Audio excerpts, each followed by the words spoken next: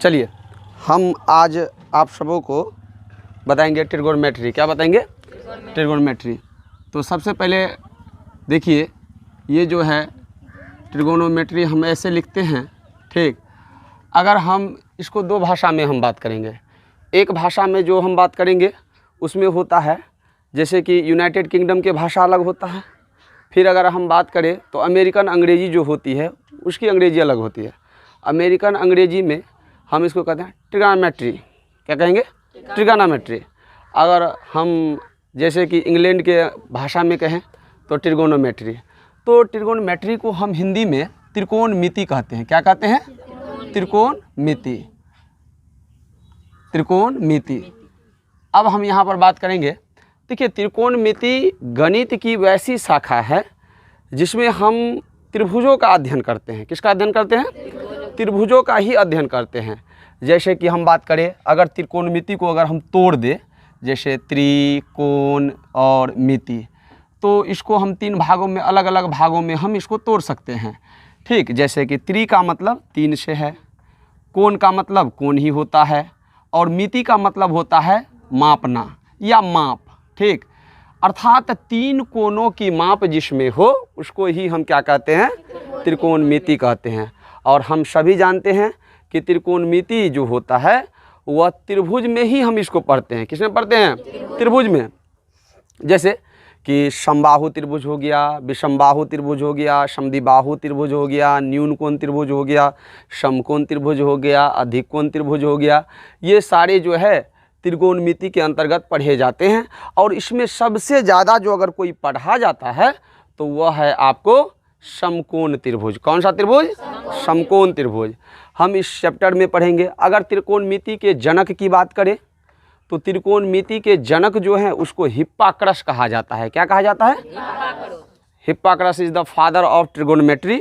इसको त्रिकोणमिति का हम क्या कहते हैं? जनक कहते हैं या पिता कहते हैं, ठीक। त्रिकोणमिति के बारे में बहुत सारे अध्ययन जो है हमारे भारतीय गणितज्ञ आर्यभट्ट ने भी दिया।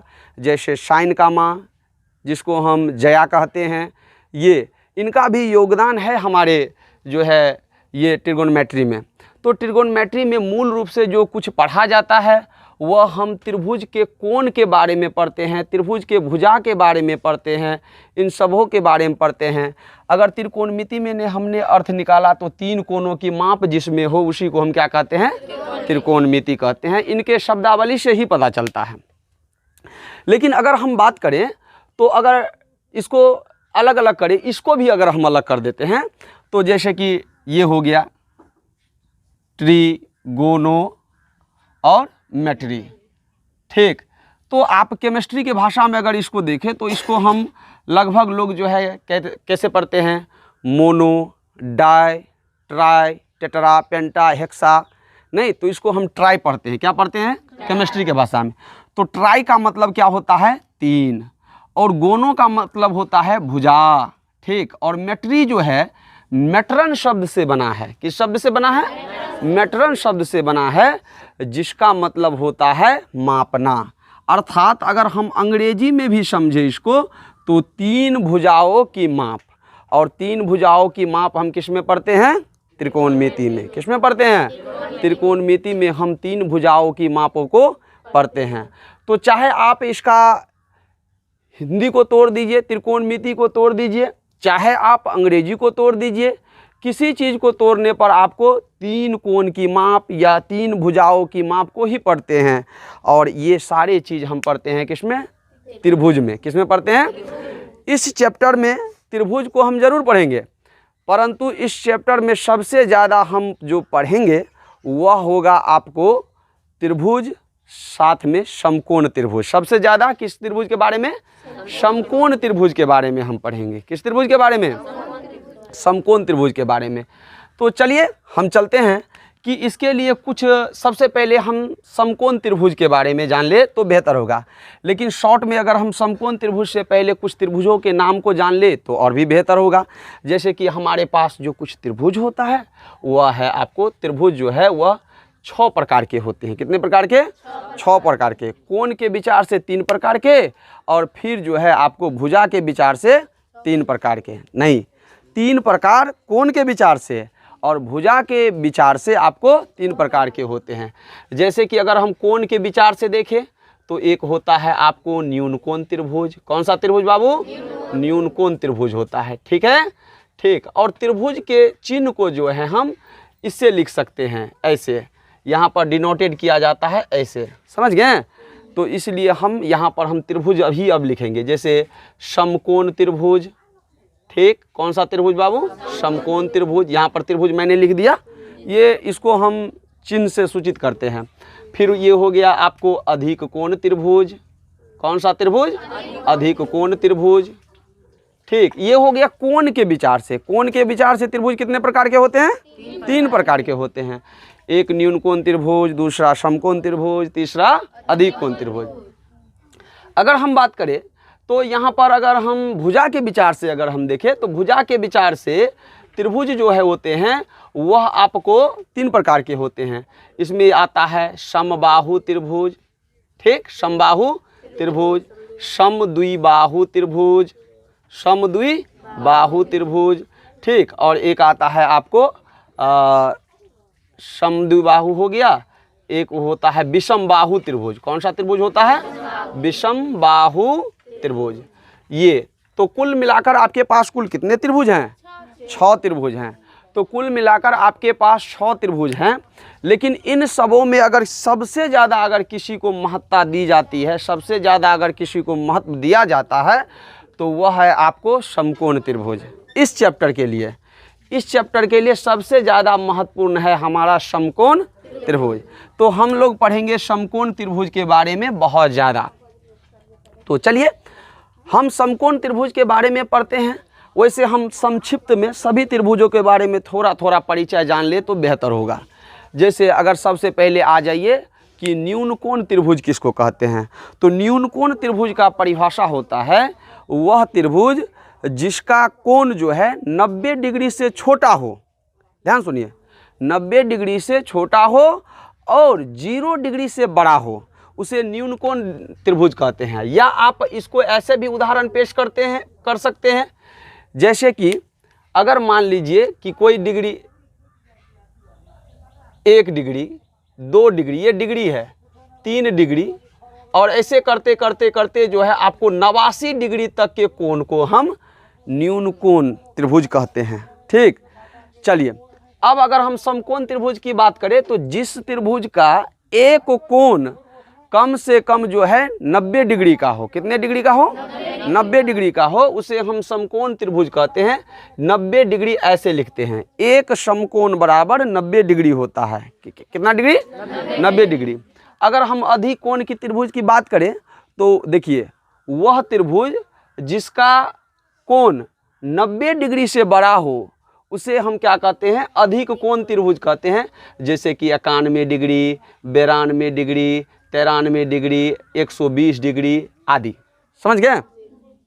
फिर हम बात करें भुजा के विचार से तो सारे परिभाषा जो हैं इनके शब्दावली में ही छुपे हुए हैं। जैसे अगर हम समबाहु त्रिभुज की बात करें तो वह त्रिभुज जिस सम मतलब होता है बराबर और बाहु मतलब क्या होता है? भुजा। तो वह त्रिभुज जिसकी तीनों भुजा बराबर हो उसे समबाहु त्रिभुज कहते हैं। वह त्रिभुज जिसकी तीनों भुजा बराबर हो उसे हम समबाहु त्रिभुज कहते हैं। अब समद्विबाहु की बात करें तो वैसा त्रिभुज जिसकी 2 भुजा बराबर हो उसे समद्विबाहु त्रिभुज कहते हैं। क्योंकि इसमें आता है सम मतलब बराबर, द्वि मतलब 2, बाहु मतलब भुजा। जिस त्रिभुज की 2 भुजा बराबर हो उसको हम समद्विबाहु त्रिभुज कहते हैं। विषम बाहु में आ जाइए। विषम का मतलब होता है असमान, यानी वह त्रिभुज जिसकी तीनों भुजा में से कोई भुजा बराबर नहीं हो उसे हम विषम बाहु त्रिभुज कहते हैं। ये हमने संक्षिप्त में इनका परिभाषा दे दिया आप सबों को। लेकिन हमको जो यहाँ पर इस चैप्टर में पढ़ना है, मैट्रिक के लिए जो सबसे विशेष है, ट्रिगोनोमेट्री के लिए जो सबसे विशेष है, वह विशेष है आपको समकोण त्रिभुज। किस त्रिभुज के बारे में? समकोण त्रिभुज के बारे में। हमें समकोण त्रिभुज के बारे में सबसे ज़्यादा पढ़ना है। अभी हम लोग पढ़ रहे हैं त्रिकोणमिति का परिचय, ये समकोण त्रिभुज के बारे में अगर जब तक आप नहीं जानिएगा तब तक आपको कोई भी सवाल नहीं बन सकता है, किसी भी सवाल का आप हल नहीं कर पाइएगा। इसीलिए हम सबसे पहले समकोण त्रिभुज के बारे में जान लेते हैं, उनके बारे में ज़्यादा से ज़्यादा जान लेते हैं। ठीक है, देखिए समकोण त्रिभुज कैसा होता है, ठीक, और इसमें ये जानना है कि क्या लंब है क्या आधार है, इन सबों के बारे में जान ले तो बेहतर है। तो सबसे पहले चलिए हम यहाँ पर ऐसे बात करते हैं। देख लीजिए यहाँ पर एक लकीर जो है जो ऊपर है ये, और यहाँ पर ये दो भुजा हो गई। अब इसको जो है हम क्या करते हैं, यहाँ से यहाँ ऐसे डाल देते हैं, ठीक, और यहाँ पर जो अंश बनता है अर्थात कोण जो बनता है वह 90 डिग्री का होता है। इसी को हम कहते हैं समकोण त्रिभुज। इसका परिभाषा होता है जिस त्रिभुज का कम से कम एक कोण 90 डिग्री का हो उसको आप समकोण त्रिभुज कहते हैं। कौन सा त्रिभुज कहते हैं? समकोण त्रिभुज कहते हैं। अब इस त्रिभुज में हम बात करें तो यहाँ देखिए ये हो गया, इसको बी हो गया और इसको आप सी मान लीजिए। ठीक है, एक त्रिभुज आप ऐसे भी खींच सकते हैं, जरूरी नहीं ये सीधा हुआ। आप अगर मान लीजिए ऐसे कोई विद्यार्थी होता है कभी कभी किताब में ऐसे दे देता है तो विद्यार्थी समझ नहीं पाता है, तो ऐसे डरिएगा मत, फिर इसको आप ऐसे खींच सकते हैं। ठीक है, तो इसको आप जब ऐसे खींच सकते हैं तो इसको हम क्या करेंगे, यहाँ पर कितने डिग्री का कोण बनेगा? 90 डिग्री का। ठीक, अब इसको मान लीजिए आप ए बी सी, कहीं पर भी जरूरी नहीं कि आप ए यहीं पर मानिए, बी मान लीजिए, सी मान लीजिए, आप इसको यहाँ पर भी लिख सकते हैं। तो ए बी सी एक समकोण त्रिभुज यह भी है। देखिए किसी भी त्रिभुज में 3 भुजाएं होते हैं, 3 शीर्ष होते हैं, 3 कोण होते हैं, और त्रिभुज के तीनों कोणों का जोड़ जो होता है वह 180 डिग्री होता है। कितना डिग्री? 180 डिग्री। तीनों कोणों का जोड़ जो होता है वह कितना डिग्री होता है बाबू? 180 डिग्री। चलिए, तो समकोण त्रिभुज में आपको 3 भुजाएं होती हैं और इन 3 भुजाओं को हम अलग अलग नामों से जानते हैं। एक का नाम होता है, एक को कहते हैं हम लंब कहते हैं, दूसरे को हम जो है आधार कहते हैं, तीसरे को हम जो है कर्ण कहते हैं। ये 3 भुजाएं होते हैं। कितने भुजाएं? 3 भुजाएं। लंब कहते हैं, आधार कहते हैं और कर्ण कहते हैं। ठीक, तो आपसे कोई पूछे कि समकोण त्रिभुज में कुल कितनी भुजाएं होती हैं तो क्या कहिएगा? 3 भुजाएं होती हैं, लंब, आधार और कर्ण। ठीक, यहाँ पर देख लीजिए, अब इनका परिभाषा हम लोग जान लेते हैं। ठीक, सबका परिभाषा। लंब को अंग्रेजी में याद रखिएगा, इसको परपेंडिकुलर कहते हैं। क्या कहते हैं? परपेंडिकुलर। ठीक, अंग्रेजी में। आधार को लोग कहते हैं बेस। आप लोग ने घरों बनाते हुए देखे होंगे तो लोग सब कहते हैं कि बेस किस चीज़ का दे रहे हैं, नहीं, तो ऐसा होता है। फिर कर्ण को हम लोग हेपोटेनियस कहते हैं। क्या कहते हैं? हेपोटेनियस। समझ गए? तो इसीलिए लंब को अक्सर त्रिकोणमिति में पी से, आधार को बी से और कर्ण को एच से सूचित किया जाता है। किससे सूचित किया जाता है? एच से। पी से, बी से और एच से सूचित किया जाता है। ये बहुत ही ज़्यादा ज़रूरी है। अगर आपको चैप्टर बनाने हैं तो उस चैप्टर के लिए सबसे अगर कोई ज़्यादा महत्वपूर्ण स्थान रखता है तो वह है आपको कौन? ये त्रिभुज, समकोण त्रिभुज। किस त्रिभुज? समकोण त्रिभुज जो है वह ज़्यादा ज़रूरी होता है। अगर आप लोग मान लीजिए कि आप लोग विस्तृत से क्लास देखना चाहते हैं कि हमें सभी जो है क्या कहते हैं सारे चीज़ों की परिभाषा होनी चाहिए, जैसे कि समकोण त्रिभुज, अधिक कोण त्रिभुज, न्यून कोण त्रिभुज, तो उनके लिए आपको पिछले क्लास में पढ़ना होगा। चलिए, लेकिन हमें त्रिकोणमिति बनाने के लिए जिस चीज़ की ज़रूरत है उतना चीज़ हम लेकर चल रहे हैं। चलिए यहाँ पर, और यहाँ से आप क्या कर सकते हैं, तो इसकी परिभाषा को हम दर्शाते हैं कि परिभाषा क्या होता है। मान लीजिए इसके कोण को जो है हम यहाँ पर थीटा से दिखाए। कितना से? थीटा से। एक बात समझ लीजिए, जैसे थीटा हो गया, बीटा हो गया, अल्फा हो गया, नहीं, आप लोगों ने ये शब्द सुने होंगे। तो जैसे हमारे यहाँ A B C D E F G पढ़ते हैं ना, उसी प्रकार से ग्रीक देश हैं जिसको आज आधुनिक नाम उसका यूनान है। क्या नाम है? यूनान। यूनान की राजधानी एथेंस है। और आपने इतिहास में भी जो है यूनान में राष्ट्रवाद पढ़े होंगे तो वहाँ पर भी जो है यूनान शब्द ग्रीक शब्द से जो है नाम सुने होंगे। अक्सर ग्रीक शब्द से यूनान में एक से एक गणितज्ञ हुए, जो है वैज्ञानिक हुए, जैसे कि अरस्तु हुए, नहीं, प्लेटो हुए, सुकरात हुए, आर्किमिडीज हुए, ये सारे के सारे वैज्ञानिक वहीं के थे। पाइथागोरस जो पढ़ते हैं वह भी आपको लगभग वहीं के थे, सारे ये सब वहीं के हैं। और समकोण त्रिभुज के बारे में तो पाइथागोरस साहब ने बताया था, लेकिन ये देखिए होता है क्या कि हमारे भारत के लोग इन्वेंशन करते हैं। इन्वेंशन का मतलब होता है खोज। हमारे भारत के लोग इन्वेंशन करते हैं, खोज करते हैं, लेकिन उस खोज को, उस तकनीक को इंग्लैंड के लोग, अमेरिका के लोग चुरा चुरा कर और अपना नाम बना लेते हैं।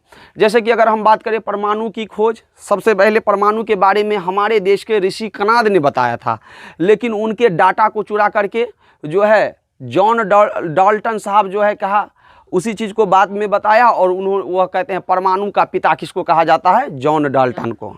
ठीक, इसीलिए जैसे कि पाइथागोरस साहब सबसे पहले समकोण त्रिभुज के बारे में हमारे यहाँ के एक बहुत बड़े ऋषि गणितीय कहिए बौद्धधायन साहब ने बताया, लेकिन उसके बातों को चुरा लिया किसने?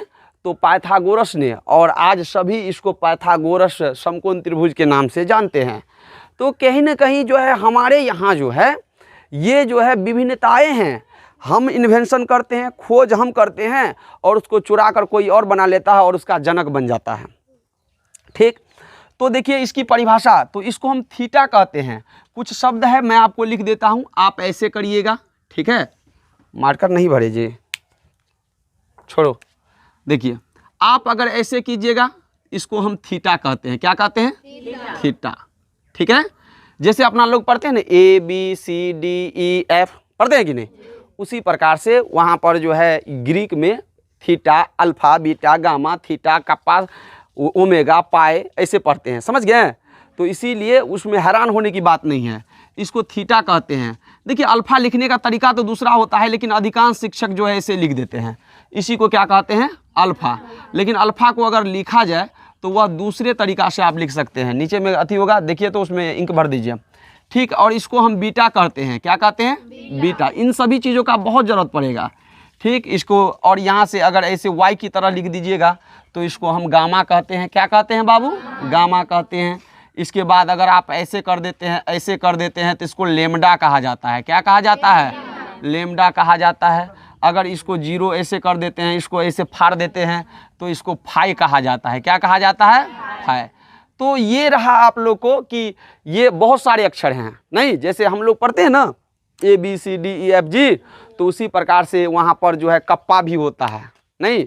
हम लोग यहाँ पर कप्पा इस्तेमाल करते हैं डिबिया सब में या कोई चीज़ में पोंछने में, और वो उन लोग कहता है कप्पा। तो theta, alpha, beta, gamma, omega, ये सब सारे शब्द जो है वह ग्रीक देश में आपको देखने को मिलेंगे। ठीक, चलिए अब हम इसको क्या कर लेते हैं बाबू, तो इसके आधार पर तो थीटा जो है, मान लीजिए कि हमने थीटा लिया, ये कोण की माप को माना मैंने कि थीटा लिया।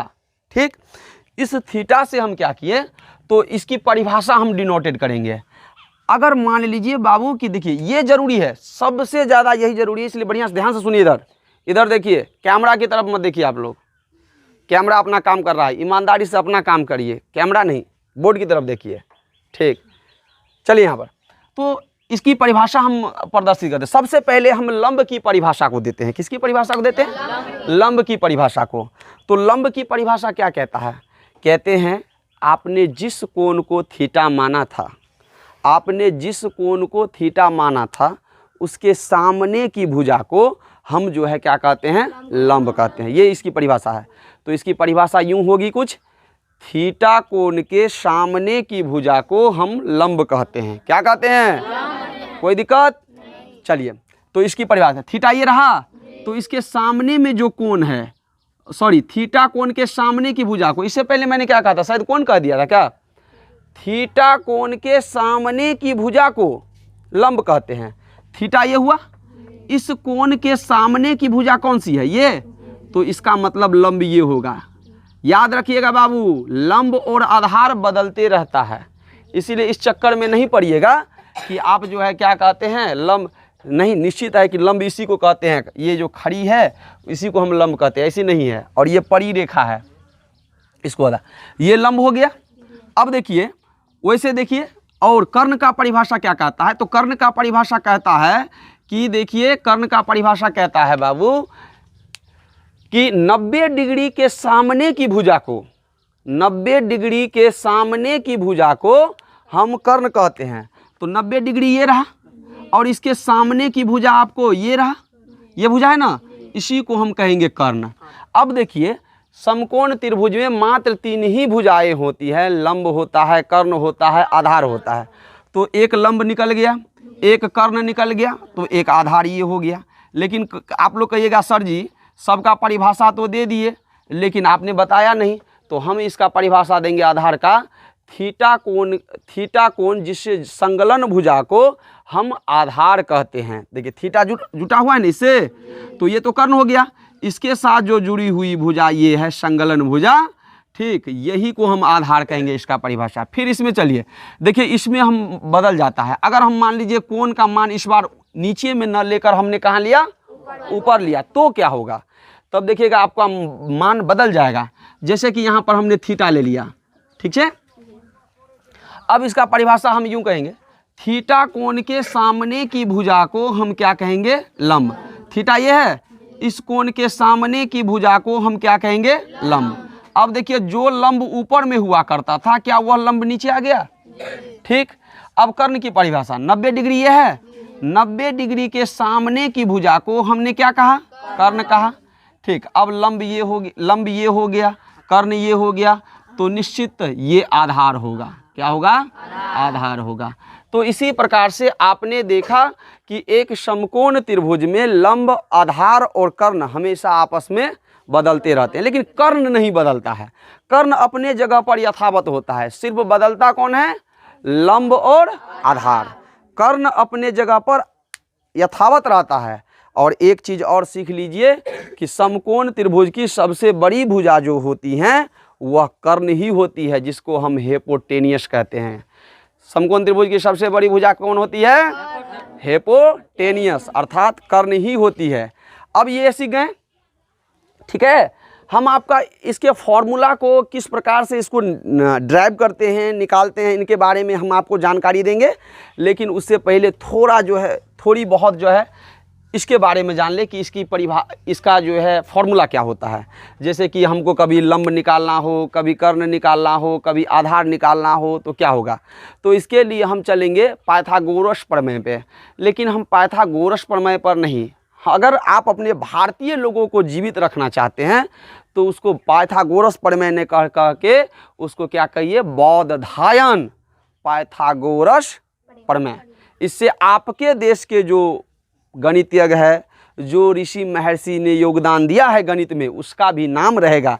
नहीं तो आने वाले समय में जो हमारे जो वंशज होंगे निचले क्रम के, वह सारे के सारे जो है आने वाले समयों में वह भूल जाएगा। जो बाबू सोएगा वह रोएगा, जान लो, सोना है कि रोना है, ठीक।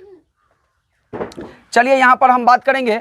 तो सबसे पहले हम लंब की बात करते हैं। तो देखिए बाबू, एक सूत्र होता है बौधायन पाइथागोरस प्रमेय, जब हम लगाते हैं, ठीक, जब हम बौधायन पाइथागोरस प्रमेय लगाते हैं तो उसके लिए सूत्र होता है कि लंब का स्क्वायर, ध्यान से सुनिएगा, लंब का स्क्वायर प्लस आधार का स्क्वायर और बराबर क्या होता है, कर्ण का स्क्वायर, कर्ण का स्क्वायर, ये आपको सूत्र होता है, ठीक है।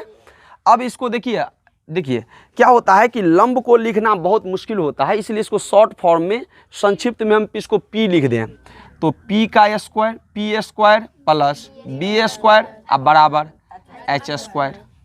कोई दिक्कत नहीं होनी चाहिए हमारे ख्याल से। चलिए अब आ जाइए, यह एक सूत्र हो गया।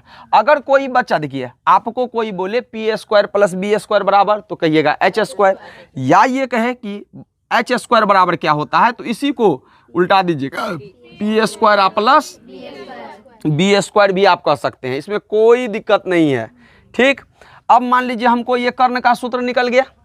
देखिए ध्यान से सुनिए, ये देखिए अब यहाँ एच स्क्वायर बराबर पी स्क्वायर और प्लस बी स्क्वायर भी कह सकते हैं, ठीक। अब देखिए यहाँ से सूत्र निकलेगा हमारा, देखिए अगर लंब का इसका सूत्र निकालना चाहते हैं तो पी स्क्वायर बराबर एच स्क्वायर, अब प्लस इस साइड जाएगा तो माइनस बी स्क्वायर हो गया। एक सूत्र आपको ये हो जाएगा, लेकिन इसका उपयोग बहुत कम होता है। समझ गए, कम होता है कम होता है। अगर यहाँ से हम p रख दे बाबू तो एच स्क्वायर ये हो जाएगा, अब माइनस बी स्क्वायर होगा, और यहाँ से जो स्क्वायर हटाइएगा तो इधर रूट चला जाएगा। क्या हो जाएगा? रूट हो जाएगा। ये फॉर्मूला आपको याद करना है, ये बहुत ज़्यादा पूछता है। ठीक, एक ये हो गया और एक फॉर्मूला आपको ये हो गया। ये जो आप देख रहे हैं यहाँ पर, ये बहुत ज़रूरी है। ठीक, जो ज़्यादा ज़रूरी है उसके लिए हम बता रहे हैं। वैसे आजकल के विद्यार्थी बहुत जो है ना वह आलसी होते हैं, वो सोचते हैं कितना जल्दी है, तो आजकल क्रैश कोर्स पढ़ता है। अब क्रैश कोर्स से लोग आगे हैं कैप्सूल कोर्स पे। ठीक, कैप्सूल कोर्स, कैप्सूल खाइए, इधर दवा खाइए, इधर ठीक हो जाइए, आजकल ये चलता है। लेकिन जो व्यक्ति कहते हैं जिसकी है गणित पर डिमांड, दुनिया में है उसी की डिमांड। जिसकी है गणित पर कमांड, दुनिया में है उसी की डिमांड। गणित पर अगर आप कमांड कर लेते हैं तो दुनिया में आपकी डिमांड होगी, भूखे नहीं मरिएगा। चलिए, अब ये हो गया। अब बाबू हम ये तो पी का मान मिले, अब यहाँ पर हम क्या करते हैं तो बी स्क्वायर का मान ले लेते हैं। तो बी स्क्वायर बराबर होगा एच स्क्वायर, ये इधर आएगा तो माइनस कितना पी स्क्वायर, ये हो जाएगा। ठीक, इसका जरूरत नहीं पड़ता है। नीचे दिख रहा है क्या? तो यहाँ पर अगर मान लीजिए कि बी है, अब बराबर एच स्क्वायर अब माइनस पी स्क्वायर। बाबू एक बात ध्यान रखिएगा कि यहाँ जो बी स्क्वायर है ये यहाँ से हटेगा तो इस पर रूट चढ़ जाएगा। याद रख लीजिए, दिमाग में बैठा लीजिए कि स्क्वायर एक तरफ से हटेगा, दूसरी तरफ जाकर वह रूट बन जाएगा। क्या होता है?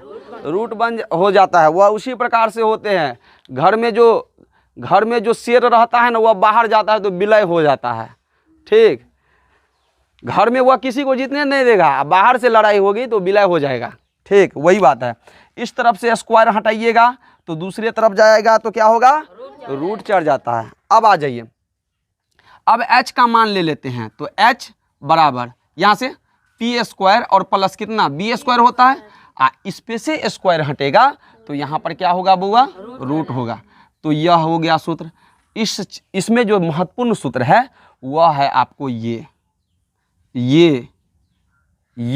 और ये आपको याद करने हैं। अगर इतना को अगर आप याद कर लेते हैं तो निसंदेह आपका जो त्रिकोणमिति है उसमें किसी प्रकार की दिक्कत नहीं आएगी। लेकिन अगर आप इसको याद नहीं करते हैं तो निश्चित ही दिक्कत है। चलिए, अब इनके अलावे आ जाइए। ये चित्र आप देख रहे हैं। ठीक, अगर आपको मान लीजिए ऑनलाइन देखना है तो वीडियो को पॉज कर दीजिएगा, वैसे ऑफलाइन क्लास में आप देख ही रहे हैं। चलिए, हम यहाँ पर और करते हैं। यहाँ दिख रहा है क्या? ये सब दिख रहा है। चलिए, यहाँ पर हम बात करते हैं। तो अब आ जाइए कि सबसे पहले हम अब चलते हैं जो मूल सूत्र है उस पर। तो इसमें हम चलेंगे। देखिए, त्रिभुज में कितने हैं? ये 1 2 3 है। ठीक, तो यहाँ पर देखिए 1 2 3 है। तो त्रिभुज में 3 भुजा है ना, तो 3 दूनी 6 गो निष्पत्तियाँ होंगी। कितने निष्पत्ति? 6 गो। ठीक, 6 संबंध होंगे। 3 गो भुजा है तो 3 दूनी 6 गो संबंध होगा। कोई अकेला नहीं रहना चाहता है, तो इसीलिए 6 संबंध होंगे। 6, इसी 6 संबंध को हम कहते हैं साइन, कॉस, टेन, कॉसेक, सेक और कॉट। ये याद रखिएगा, साइन, कॉस, टेन, कॉसेक, सेक और कॉट, ये याद रखिएगा। तो इसी को साइन कॉस है। वैसे साइन का पूरा नाम जो है वह SINE है, साइन। ठीक, इसको पढ़ते हैं, इसी साइन को लिख लीजिए, समझ गए? और इसी साइन में क्या लगा दिया? कोसाइन। क्या लगा दिया? को लगा दिया, तो कोसाइन हो गया। क्या हो गया? कोसाइन। समझ गए? जैसे नहीं होता कैप्टन तो उप कैप्टन, ठीक नहीं कहते हैं इसे उप कप्तान, तो उसी प्रकार से। फिर यहाँ पर जो है इसका पूरा नाम मैं लिख रहा हूँ अभी, टेंजेंट। ठीक, अब आ जाइए। अब यहाँ पर जो हम पढ़ेंगे तो इसमें जो है क्या आते हैं, देखिए को सेकेंड होता है। समझ गए? ये पूरा नाम है। ठीक, और इसके बाद होता है ये को सेकेंड पढ़िएगा। क्या पढ़िएगा? को सेकेंड। टेंजेंट पढ़िएगा। इसके बाद होता है सेकेंड। ठीक, इसके बाद होता है को टेंजेंट, इसका उल्टा को टेंजेंट, TANGENT। समझ गए? तो ये होता है। तो इसमें क्या है कि इतना नाम रखने में बहुत जो है माथा पैची है, नहीं है। इतना नाम याद रखिए, साइन याद रखिए, फिर कोसाइन याद रखिए। तो देखिए, चाहे केमिस्ट्री में मौसले साहब हो या कोई भी हो, तो उन्होंने हमेशा देखिए शॉर्ट फॉर्म आजकल सब ताकता है। आजकल के विद्यार्थी भी खोजते रहते हैं कि मैट्रिक का परीक्षा कैसे पास हो जाए, ऐसे ही फ्री में नहीं, तो आजकल शॉर्ट रास्ता अपनाता है, नहीं अपनाता है। जैसे देखिए ना, जब बिहार बोर्ड आपको रिजल्ट भी देगा तो वो नहीं लिखेगा, अगर मान लीजिए फर्स्ट डिवीज़न है तो उसको लिखना चाहिए FIRST फर्स्ट, DIVISION। वो सोचता है के माथा पैसेगा, फर्स्ट मतलब पहला, इसका जो है ना क्या कहते हैं यहाँ पर DIEST लगा दीजिए, फर्स्ट और DIV। डिवीजनों लिखने में उसको दिक्कत होता है। आजकल सब शॉर्टकट, नहीं फर्स्ट डिवीज़न ऐसे लिखेगा, सेकेंड लिखना हो सेकेंड और डिवीज़न हो गया, नहीं थर्ड लिखना हो 3RD लिख दीजिए और DIV लिख दीजिए, बस सब शॉर्टकट। तो इसी तरह से गणितज्ञों ने भी सोचा कि हम लोग जो इतना लिखेंगे इससे बढ़िया है शॉर्ट लिखने का देखें, ताकि विद्यार्थियों को पढ़ने में कोई परेशानी ना हो जाए। ठीक, तो इसके लिए ऐ मशक्की कर कि सब में से जो है 3-3 अक्षर ले लिया। यहाँ से देखिए 1 2 3, 1 2 3, 1 2 3 और 1 2 3, देख लीजिए है ना, 3-3 ले लिया। तो इन तीनों से क्या बना देख लीजिए आप, इससे बना आपको SIN साइन, ठीक है, इससे बना आपको COS कॉस, इससे बना आपको TAN टैन, ठीक, इससे बना आपको COS कट रहा है ना, इसके बाद इससे बन रहा है SEC सेक, इसके बाद बन रहा है COT कॉट। तो फिर जब इसको इस प्रकार से लिया तो इसमें देखिए एक जो है समानता आ गई। समानता का मतलब यहाँ पर देखिए ये कॉस और ये कॉस एक जैसा हो गया, ऐसा तो नहीं होगा, तो इसीलिए इसमें से क्या किया, तो अपवाद के तौर पर इसमें 2 अक्षर बढ़ा दिए गए हैं। ठीक, इसको जो है इस प्रकार से रखा, तो इसका नाम हो गया कॉसेक।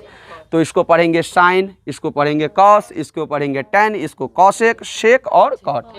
अब यहाँ पर थीटा देखिए, इसमें से जरूरी नहीं कि थीटा दीजिए आप, इसमें से थीटा दे सकते हैं, अल्फा दे सकते हैं, बीटा दे सकते हैं, गामा दे सकते हैं, लेमडा, फाई हो गया, ओमेगा हो गया, कप्पा हो गया, नहीं ये सारे दे सकते हैं। कोई चीज़ ए भी दे सकते हैं, तब इन लोग पढ़ता है साइन ए, आपकी मर्जी है। तब यहाँ पे लोग बेसी लिखता है थीटा, तो cos theta, tan theta, cosec theta, shake theta और कॉट थीटा, इस प्रकार से। अब इसका सूत्र हो जाएगा, साइन थीटा का सूत्र होता है लंब बटा कर्ण, क्या होता है, लंब बटा कर्ण। कॉस थीटा का सूत्र होता है आधार बटा कर्ण, ठीक, आधार बटा कर्ण। इसके बाद टैन थीटा का सूत्र होता है लंब बटा आधार, क्या होता है, लंब बटा आधार। अब एक चीज़ याद रखिएगा, जब भी आप याद करें तो इसको ऐसे ही याद करिएगा, sine cos tan cosec sec cot, बस ऐसे ही, sine cos tan cosec sec cot, sine cos tan cosec sec cot, ऐसे याद करिएगा तब बढ़िया रहेगा, नहीं तो आपके लिए यह जो है बुरा भी हो सकता है। ठीक, इसमें क्या होता है, साइन का उल्टा जो होता है ना बुआ, वो होता है आपको कॉसेक, समझ गए, उल्टा होता है। तो एक इसको क्या करेंगे, कर्ण ऊपर में लिख देंगे, उल्टा है तो लंब है ना, इसको नीचे लिख देंगे, ठीक है। इस कॉस को हम उल्टा करेंगे तो यहाँ पर इसको उल्टा कर दीजिए क्योंकि उल्टा होता है, ठीक, व्युत्क्रम समझिए, कर्ण बट्टा आधार लिख सकते हैं, ठीक है। इसको टेन को आप उल्टा लिखिएगा तो ये आधार बट्टा लंब हो सकता है, आधार बट्टा लंब होगा। तो इस प्रकार से आप इसको लिख सकते हैं। अब इसको सूचित करने के लिए लंब को आप किससे सूचित करते हैं, तो यहाँ पर P लिखिए। कर्ण को किससे सूचित करते हैं, H से, तो इसको P बट्टा H लिखिए, ठीक। आधार को किससे सूचित करते हैं, B से, कर्ण को H से, लंब को, आधार को B से, कर्ण को H से, लंब को P से, कर्ण को H से, आधार को B से, आधार को, ठीक, आधार को आप सूचित करते हैं B से और लंब को सूचित करते हैं P से। इसीलिए बच्चे सब पढ़ते हैं साइन थीटा बराबर P बट्टा H, कॉस थीटा बराबर B बट्टा H, टेन थीटा बराबर P बट्टा B, कॉसेक थीटा बराबर H बट्टा P, सेक थीटा बराबर H बट्टा B, कॉट थीटा बराबर B बट्टा P। इस प्रकार से हम इसको पढ़ते हैं, ठीक। इसको आप ऐसे याद कर सकते हैं। वैसे अगर आप ट्रिक पे इसको याद करना चाहते हैं तो इसको याद करिएगा ऐसे, पाकिस्तान भूखा प्यासा, हिंदुस्तान हरा भरा। पाकिस्तान भूखा प्यासा और हिंदुस्तान हरा भरा, हिंदुस्तान हरा भरा। वैसे भी देखिएगा पाकिस्तान जो है भूख प्यास से मर रहा है, नहीं मर रहा है पाकिस्तान भूख प्यास से, क्योंकि हम लोग उपजाते हैं, हम अपने घरों में उपजाते हैं। मेरे देश की धरती सोना उगले उगले हीरे मोती। हीरे मोती का मतलब हुआ यहाँ पर हम लोग उपजाते हैं अन्न, और वो लोग उपजाता है बंदूक, ठीक, गाजी उपजाता है, ठीक, अर्थात गाजी ये वहाँ के परमाणु हथियार का नाम है, ठीक। मोहम्मद गजनबी उपजाता है, अर्थात वो लोग बम बारूद उपजाते हैं, और हम लोग क्या उपजाते हैं, अन्न उपजाते हैं। तो भाई जो उपजाइएगा, कहिए कि बबूर के गाछ पे चमेली का फूल लगेगा, नहीं लगेगा। जो खाधा खुनेगा, गड्ढा खुंदेगा, वो उसी में गिरेगा। तो इसीलिए आप जो है क्या कहते हैं, पाकिस्तान को हम क्या लिख सकते हैं, पी, समझ गए। भूखा को क्या कैसे, हंगरी मत लिखिए, BHU, भूखा को अनुवाद करिएगा ऐसे साधारण, BS से क्या होता है, भ, तो यहाँ पर इसको बिल्ली नहीं लिखेंगे, अरे बाबू BS से भ होता है ना। P से प्यासा नहीं, H से हिंदुस्तान, H से हरा, BS से भरा, तो क्या हो जाएगा, यह होगा आपको P बट, ये ऐसे लकीर डाल दीजिए, P बट्टा H, B बट्टा H, P बट्टा B। अब इसको लिखिए साइन, इसको लिखिए कॉस, इसको लिखिए टेन। अब देखिए साइन थीटा बराबर P बट्टा H, देखिए हुआ, कॉस थीटा बराबर B बट्टा H हुआ। इसके बाद देखिए टेन थीटा बराबर P बट्टा H है ना, P बट्टा B। अब देखिए साइन का उल्टा क्या होता है, कॉसेक, हो गया। अब इसको लिखिए, देखिए कॉसेक थीटा बराबर, इधर से पढ़िए, कॉसेक थीटा बराबर H बट्टा P, शेक थीटा बराबर H बट्टा, और यहाँ पर है कॉट, कॉट थीटा बराबर B बट्टा P। तो ये है आपको याद करने के कुछ फंदे या फंडे, ठीक। इसको आप याद कर सकते हैं, ऐसे ट्रिकली याद कर सकते हैं। वैसे और भी है, जैसे लाल कक्का है, ठीक, अगर आप इस पर भी याद कर सकते हैं बाबू, ट्रिक है लाल कक्का, क्या है, LAL लाल, KKA कक्का, ठीक है, ठीक। ये ऐसे भी याद कर सकते हैं, लाल कक्का, लंब बट्टा कर्ण, साइन का हुआ, ठीक, आधार बट्टा कर्ण, L से लंब बट्टा आधार, ऐसे भी, आज नहीं तो ऐसे भी याद कर सकते हैं, पंडित बद्री प्रसाद हरे हरे बोल, या पंडित भोला प्रसाद हरे हरे बोल, इस प्रकार से भी आप याद कर सकते हैं, ठीक। ऐसे इसको ये हो गया, यहाँ पर बाबू आपको साइन हो गया, यहाँ पर कॉस हो गया, ये क्या हो गया, टेन हो गया। ये साइन का उल्टा क्या होता है, कॉसेक हो गया, ये सेक हो गया, और ये क्या हो गया, कॉट हो गया। अगर हम बात करें तो ऐसे भी याद कर सकते हैं, देखिए पंडित, पंडित को क्या लिखेंगे, P, बद्री प्रसाद, तब बद्री, B से बद्री, प्रसाद, हरे हरे बोल, ऐसे हरे, ऐसा हरे, B से बोल, आया ना इसी पर आप। तो ऐसे पंडित बद्री प्रसाद हरे हरे बोल, ऐसे भी इसको याद कर सकते हैं। तो ये हो गया आपको, ये साइन हो गया, ये कॉस हो गया, ये टेन हो गया, ये क्या हो गया, कॉसेक हो गया, ये सेक हो गया, और ये क्या हो गया बाबू, कॉट। और इस प्रकार से अब इसको आप अपने अपने तौर तरीके से याद कीजिए, जिसको ऐसे ही याद हो जाता है तो ऐसे ही याद कीजिए। और इस पर ये अगर इतने, ये त्रिकोणमिति का परिचय है, लेकिन परिचय है, लेकिन पूर्ण परिचय नहीं है। ये ऐसा परिचय है जिससे आप सवाल अब शुरू कर सकते हैं, कोई दिक्कत नहीं होगी आपको, ठीक। ये ऐसा परिचय है। पूर्ण परिचय अगर ज्ञात करना हो तो उसके लिए समय चाहिए, समय 4 क्लास 5 क्लास। और आजकल ऑफलाइन के बच्चे भी, ऑनलाइन के बच्चे तो वीडियो पहले देख लेगा कि बड़ा हो गया है ना, तुरंत वो भाग जाएगा छोड़ के, क्या ऐसा होता है कि नहीं, ठीक। तो ऐसे ही चलिए इतना उतार लीजिए, आप लोग नोट की लीजिए, और जो ऑनलाइन पढ़िएगा वो लोग वीडियो को पॉज करके आप देख सकते हैं, ठीक, उतार लीजिए।